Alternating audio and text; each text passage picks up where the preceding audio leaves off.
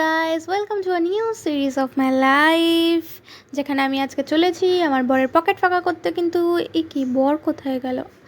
এই তো দেখতে পেয়ে গেছি। আসলে একটু কষ্ট হচ্ছে না ওর?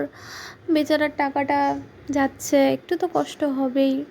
কিন্তু ঠিক আছে, কখনো কখনো একটু বউকে খুশি করাও উচিত। অ্যাকচুয়ালি রাগটা কে ধরিয়েছে? রাগ তো ওই করিয়েছে নাকি?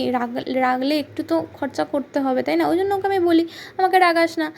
এই দিকে আমি যেখানে ওকে এনেছি, ওর তো দেখে অবস্থা খারাপ হয়ে গেছে। ও তো ভাবছে ই বাবা, এরকম একটা জায়গায় এনেছে, এত সুন্দর অ্যাম্বিয়েন্স, কি না কি দাম হবে। তো ও তো দেখলাম টেনশনে, দেখতেই পাচ্ছ, বসেই রয়েছে।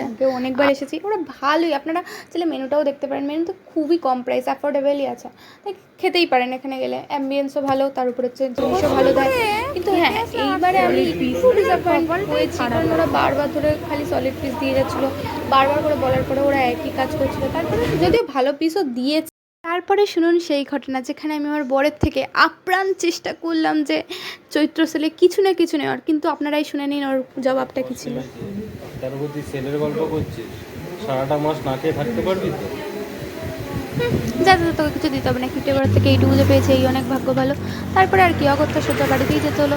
তারপরে বাড়ি যাওয়ার সময় আমার বরের কথাটা একবার শুনুন কি বলছে। একে তো উন্নত মানের রাস্তা, যে রাস্তায় একবার পড়লে খুঁজে পাওয়া যাবে না, তার উপরে বলেন এখানে ভূত আছে।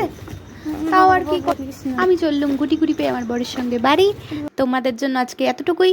বাই।